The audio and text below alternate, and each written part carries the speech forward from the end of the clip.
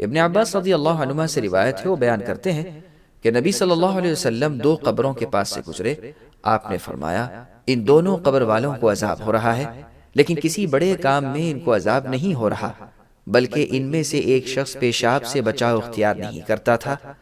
اور مسلم کی روایت میں ہے کہ وہ پیشاب کے چھینٹوں سے خود کو دور نہیں رکھتا تھا، جبکہ دوسرا انسان چغل خور تھا.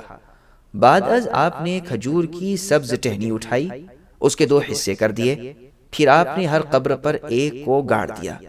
صحابہ کرام رضی اللہ عنہم نے دریافت کیا، اے اللہ کے رسول، آپ نے یہ کام کیوں کیا ہے؟ آپ نے فرمایا جب تک یہ دونوں ٹہنیاں خشک نہ ہو شاید ان دونوں سے عذاب کی تخفیف ہو جائے. اس حدیث کو بخاری اور مسلم میں روایت کیا ہے. وضاحت: اس حدیث سے یہ نہ سمجھا جائے کہ اگر کوئی شخص کسی قبر پر کسی درخت کی سبز ٹہنی رکھے گا تو قبر والے کو اس سے فائدہ ہوگا، بلکہ یہ تو آپ صلی اللہ علیہ وسلم کی خصوصیت ہے. اس حدیث سے استدلال کرتے ہوئے قبروں پر پھول نچھاور کرنے، ان پر چادریں چڑھانے اور ان پر چراغ روشن کرنے کی ہرگز اجازت نہیں. یہ بدعات کے کام ہیں اور ان کے کرنے والے گمراہ ہیں. آپ کی دعا کی برکت سے عذاب میں تخفیف ہوئی ہے، جیسا کہ صحیح مسلم کی روایت میں صراحت ہے، وگرنہ سبز ٹہنیوں میں کچھ خصوصیت نہیں. دیکھیں ارواء الغلیل جلد 1 صفحہ 110. ابو ایوب انصاری رضی اللہ عنہ سے روایت ہے، وہ بیان کرتے ہیں رسول اللہ صلی اللہ علیہ وسلم نے فرمایا جب تم قضائے حاجت کی جگہ میں جاؤ تو نہ قبلے کی جانب منہ کرو اور نہ ہی پیٹ کرو، البتہ مشرق یا مغرب کی طرف منہ کرو. اس حدیث کو بخاری اور مسلم میں روایت کیا ہے. امام محی السنہ بیان کرتے ہیں کہ اس حدیث کا تعلق جنگل سے ہے اور آبادی میں کچھ حرج نہیں. وضاحت: مشرق و مغرب کی طرف منہ کرنے کا حکم ان لوگوں کے لیے ہے جو مدینۃ الرسول صلی اللہ علیہ وسلم میں آباد تھے، یا ان لوگوں کے بارے میں حکم ہے جن کا قبلہ مشرق اور مغرب کے علاوہ ہے. مقصود یہ ہے کہ ایسی جہت کی طرف منہ یا پیٹ کرو جس طرف قبلہ نہیں ہے. آبادی اور غیر آبادی میں کچھ فرق نہیں، واللہ اعلم. عبداللہ ابن عمر رضی اللہ عنہما سے روایت ہے، وہ بیان کرتے ہیں کہ میں اپنی بہن ام المؤمنین حفصہ رضی اللہ عنہا کے گھر کی چھت پر اپنے کسی کام سے گیا. میں نے نبی صلی اللہ علیہ وسلم کو دیکھا کہ آپ قضائے حاجت کر رہے تھے.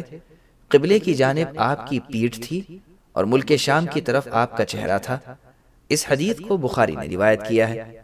وضاحت: جابر رضی اللہ عنہ سے مروی ہے کہ نبی صلی اللہ علیہ وسلم نے قبلے کی جانب منہ کر کے پیشاب پاخانہ کرنے سے منع فرمایا ہے، لیکن آپ کی وفات سے 1 سال قبل میں نے آپ کو دیکھا کہ آپ قبلے کی جانب منہ کر کے پیشاب کر رہے تھے. اس حدیث سے معلوم ہوا کہ آبادی کا حکم جنگل کے حکم سے الگ ہے، اس کو پابند نہیں کیا جا سکتا. بعض دفعہ بیت الخلاء اس انداز سے بنے ہوتے ہیں جن میں قبلے کی جانب منہ کرنے سے احتراز یعنی بچنا ممکن نہیں ہوتا، جبکہ جنگل میں یہ مشکل پیش نہیں آتی، اس لیے وہاں پابند کر دیا گیا. صحیح قول یہی ہے کہ صحرا یعنی ریگستان وغیرہ اور آبادی ہر جگہ قبلے کی طرف منہ کرنا یا پیٹ کرنا منع ہے. دیکھیے زاد المعاد للحافظ ابن القیم رحمہ اللہ جلد 2 صفحہ 8 اور ارواء الغلیل جلد 1 صفحہ 109. بیت الخلاء کے آداب کی تیسری حدیث. سلمان رضی اللہ عنہ سے روایت ہے، وہ بیان کرتے ہیں رسول اللہ صلی اللہ علیہ وسلم نے ہمیں منع کیا کہ ہم پاخانہ یا پیشاب کی حالت میں قبلے کی طرف منہ کریں، یا دائیں ہاتھ کے ساتھ طہارت کریں، یا 3 ڈھیلوں سے کم کے ساتھ طہارت کریں، یا گوبر یا ہڈی کے ساتھ طہارت کریں. اس حدیث کو مسلم میں روایت کیا ہے. وضاحت: گوبر یا ہڈی سے طہارت کرنے سے اس لیے منع کیا گیا ہے کہ یہ اللہ کی مخلوق جنوں کی خوراک ہے. انس رضی اللہ عنہ بیان کرتے ہیں کہ رسول اللہ صلی اللہ علیہ وسلم جب بیت الخلاء جاتے تو یہ دعا پڑھتے: اللہم انی اعوذ بک من الخبث والخبائث، جس کا ترجمہ ہے اے اللہ میں آپ کے ساتھ خبیث جنوں اور خبیث مادہ جنوں سے پناہ طلب کرتا ہوں. اس حدیث کو بخاری اور مسلم میں روایت کیا ہے. ابو قتادہ رضی اللہ عنہ سے روایت ہے، وہ بیان کرتے ہیں رسول اللہ صلی اللہ علیہ وسلم نے فرمایا جب تم میں سے کوئی شخص پانی نوش کرے تو وہ پانی والے برتن میں سانس نہ لے، اور جب قضائے حاجت کے لیے جائے یعنی پاخانہ پیشاب کو تو اپنی شرمگاہ کو دائیں ہاتھ سے نہ پکڑے اور نہ ہی دائیں ہاتھ کے ساتھ استنجا کرے. اس حدیث کو بخاری اور مسلم میں روایت کیا ہے. انس رضی اللہ عنہ سے روایت ہے، وہ بیان کرتے ہیں کہ رسول اللہ صلی اللہ علیہ وسلم قضائے حاجت کے لیے کھلے میدان میں جاتے تو میں اور ایک لڑکا پانی کی چھاگل اور برچھی اٹھائے رکھتے، آپ پانی کے ساتھ طہارت کرتے تھے۔ اس حدیث کو بخاری اور مسلم میں روایت کیا ہے۔ جابر رضی اللہ عنہ سے روایت ہے، وہ بیان کرتے ہیں کہ نبی صلی اللہ علیہ وسلم جب رفع حاجت کا ارادہ کرتے تو آپ جنگل کی طرف جاتے، یہاں تک کہ کوئی شخص آپ کو نہ دیکھ پاتا۔ اس حدیث کو ابو داؤد نے روایت کیا ہے۔ ام المؤمنین عائشہ رضی اللہ عنہا سے روایت ہے، وہ بیان کرتی ہیں کہ رسول اللہ صلی اللہ علیہ وسلم کا دایاں ہاتھ وضو اور کھانے اور بایاں ہاتھ طہارت اور مکروہ کاموں کے لیے تھا، یعنی ناک کے فضلہ وغیرہ کو صاف کرنے کے لیے۔ اس حدیث کو ابو داؤد نے روایت کیا ہے۔ وضاحت: معلوم ہوتا ہے کہ بائیں ہاتھ سے تسبیح نہیں کرنی چاہیے، جبکہ صحیح حدیث ہے کہ نبی صلی اللہ علیہ وسلم دائیں ہاتھ سے تسبیح کیا کرتے تھے۔ واللہ اعلم۔ ابن مسعود رضی اللہ عنہ سے روایت ہے، وہ بیان کرتے ہیں رسول اللہ صلی اللہ علیہ وسلم نے فرمایا، تم گوبر اور ہڈی کے ساتھ طہارت نہ کرو، اس لیے کہ یہ تمہارے جن بھائیوں کی خوراک ہے۔ رویفع ابن ثابت رضی اللہ عنہ سے روایت ہے، وہ بیان کرتے ہیں کہ رسول اللہ صلی اللہ علیہ وسلم نے مجھے مخاطب کر کے فرمایا، اے رویفع، شاید میرے بعد تمہاری زندگی دراز ہو جائے، یعنی تمہیں لمبی عمر مل سکتی ہے، تو لوگوں کو بتانا کہ جس شخص نے اپنی داڑھی کو گرہ دی یا نظر بد کو دور کرنے کے لیے تانت کا قلادہ پہنایا یا جانور کے گوبر یا ہڈی کے ساتھ طہارت کی تو محمد صلی اللہ علیہ وسلم اس سے بری ہیں، یعنی بیزار اور لا تعلق ہیں۔ اس حدیث کو ابو داؤد نے روایت کیا ہے۔ عبداللہ بن مغفل رضی اللہ عنہ سے روایت ہے، وہ بیان کرتے ہیں رسول اللہ صلی اللہ علیہ وسلم نے فرمایا، تم میں سے کوئی شخص غسل خانے میں پیشاب نہ کرے، پھر وہیں غسل کرے یا وضو کرے، اس لیے کہ اکثر وسوسہ اس سے ہوتا ہے۔ اس حدیث کو ابو داؤد، ترمذی اور نسائی نے روایت کیا، البتہ ترمذی اور نسائی نے غسل یا وضو کرنے کا ذکر نہیں کیا۔ وضاحت: یہ حدیث ضعیف ہے، اس کی سند میں حسن راوی مدلس ہیں، وہ عبداللہ بن مغفل رضی اللہ عنہ سے لفظ عن کے ساتھ روایت کرتے ہیں، البتہ غسل خانے میں پیشاب کرنے سے منع پر صحیح حدیث موجود ہے، جیسا کہ سنن ابی داؤد حدیث رقم 21 میں ہے۔ عبداللہ ابن سرجس رضی اللہ عنہ سے روایت ہے، وہ بیان کرتے ہیں رسول اللہ صلی اللہ علیہ وسلم نے فرمایا، تم میں سے کوئی شخص کسی بل میں پیشاب نہ کرے۔ اس حدیث کو ابو داؤد اور نسائی نے روایت کیا ہے۔ وضاحت: بل میں موذی یعنی اذیت پہنچانے والے جانور اور زہریلے کیڑے مکوڑے رہتے ہیں، اس لیے اس میں پیشاب کرنے سے منع فرمایا ہے۔ واللہ اعلم۔ ابو سعید خدری رضی اللہ عنہ سے روایت ہے، وہ بیان کرتے ہیں رسول اللہ صلی اللہ علیہ وسلم نے فرمایا، دو انسان اس طرح قضائے حاجت نہ بیٹھیں کہ انہوں نے شرمگاہ سے کپڑا اٹھایا ہوا ہو اور باتیں کر رہے ہوں، اس لیے کہ اللہ اس کام پر ناراض ہوتے ہیں۔ اس حدیث کو احمد، ابو داؤد اور ابن ماجہ نے روایت کیا ہے۔ زید بن ارقم رضی اللہ عنہ سے روایت ہے، وہ بیان کرتے ہیں رسول اللہ صلی اللہ علیہ وسلم نے فرمایا، قضائے حاجت بیٹھنے کے مقامات میں جن شیطان موجود ہوتے ہیں، پس جب تم میں سے کوئی شخص بیت الخلاء میں جائے تو وہ یہ دعا پڑھے، اعوذ باللہ من الخبث والخبائث، میں اللہ کے ساتھ خبیث جنوں اور خبیث مادہ جنوں سے پناہ طلب کرتا ہوں۔ اس حدیث کو ابو داؤد اور ابن ماجہ نے روایت کیا ہے۔ ام المؤمنین عائشہ رضی اللہ عنہا سے روایت ہے، وہ بیان کرتی ہیں کہ نبی صلی اللہ علیہ وسلم جب بیت الخلاء سے باہر تشریف لاتے تو غفرانک کے کلمات کہتے، جس کا ترجمہ ہے، اے اللہ میں آپ سے مغفرت طلب کرتا ہوں۔ اس حدیث کو ترمذی، ابن ماجہ اور دارمی نے روایت کیا ہے۔ عمر رضی اللہ عنہ سے روایت ہے، وہ بیان کرتے ہیں کہ نبی صلی اللہ علیہ وسلم نے مجھے کھڑے ہو کر پیشاب کرتے ہوئے دیکھا، آپ نے فرمایا، اے عمر، کھڑے ہو کر پیشاب نہ کرو۔ عمر رضی اللہ عنہ بیان کیا، میں نے پھر کبھی کھڑے ہو کر پیشاب نہ کیا۔ اس حدیث کو ترمذی اور ابن ماجہ نے روایت کیا ہے۔ شیخ امام محی السنہ رحمہ اللہ فرماتے ہیں کہ حذیفہ رضی اللہ عنہ سے یہ روایت صحیح ثابت ہے۔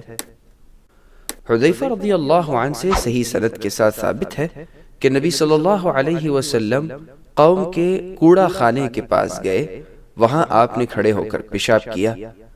اس حدیث کو بخاری اور مسلم میں روایت کیا ہے۔